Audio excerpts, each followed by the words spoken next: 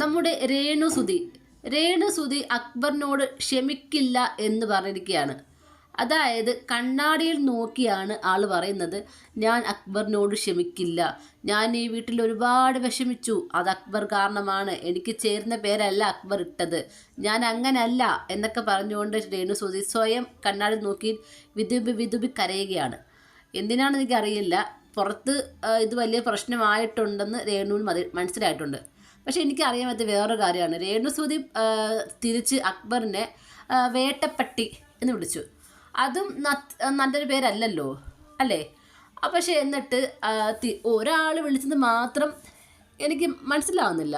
രണ്ടുപേരും അങ്ങോട്ടും ഇങ്ങോട്ടും വിളിച്ചത് മോശം പേരാണ്. കുറച്ചും കൂടെ മോശം പേര് കൂടുതലെന്ന് പറയുന്നത് അക്ബർ രേണുസുതി വിളിച്ച പേര് തന്നെയാണ്. ഇല്ലെന്നല്ല, എന്നാലും മറ്റുള്ള ആളുകൾ അങ്ങോട്ടും ഇങ്ങോട്ടും ഇട്ട പേര് വെച്ച് നോക്കുമ്പോൾ രേണുസുതി ഇട്ട പേരും മോശം തന്നെയാണ്. പക്ഷേ എന്നിട്ടും രേണുസുതിക്ക് ഇത് പുറത്ത് പ്രശ്നമായിട്ടുണ്ട്. ലാലേട്ടൻ ഇത് ചോദ്യം ചെയ്തിട്ടുണ്ട്. മാത്രമല്ല അക്ബർ രേണുസുതിയെ കൊണ്ട് നല്ലത് പറയിപ്പിക്കണം എന്ന് പറഞ്ഞിട്ടാണ് പോയത് ലാലേട്ടൻ. അപ്പം രേണുസുതി കുഴപ്പമില്ലാതെ പൊയ്ക്കൊണ്ടിരുന്നതായിരുന്നു കേട്ടോ.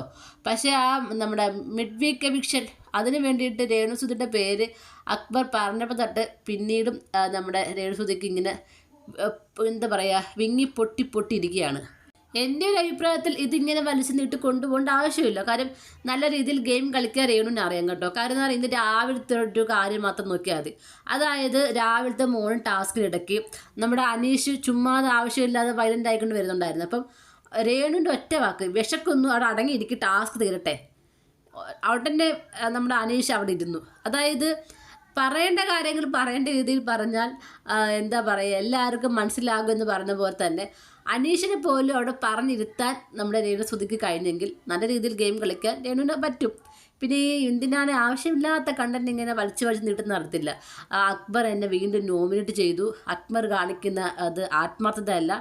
അക്ബറിൻ്റെ അടുത്ത് അക്ബർ രേണുസുതിയോട് ഇനി റെസ്പെക്റ്റായിട്ട് പെരുമാറണം, മോശമായ പേര് വിളിക്കാൻ പാടില്ല, നല്ലത് പറയിപ്പിക്കണം എന്നുദ്ദേശിച്ചത്. അതല്ലാതെ അക്ബർ നോമിനേറ്റ് ചെയ്യാൻ പാടില്ലെന്നല്ല ലാലേട്ടൻ ഉദ്ദേശിച്ചത്.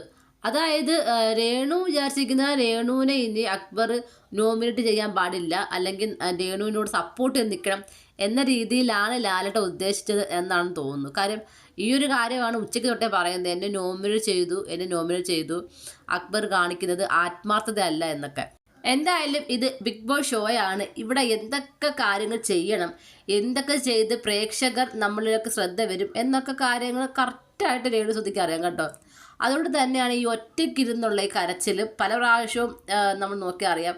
രേണു ഒറ്റയ്ക്കിരുന്ന് കണ്ണാടി നോക്കി കരയുന്നത് ഇത് വന്നപ്പോൾ തൊട്ട് നമ്മുടെ രേണുവിൻ്റെ ഒരു കണ്ടൻ്റാണ്. നമുക്ക് നോക്കാം ഇനി രേണുവിൻ്റെ അടുത്ത ഗെയിം എങ്ങനെയാണെന്ന്. നിങ്ങൾക്ക് എന്താണ് തോന്നിയത്? നിങ്ങളുടെ അഭിപ്രായങ്ങൾ താഴെ കമൻറ്റ് ബോക്സിൽ മറക്കാൻ രേഖപ്പെടുത്തണം.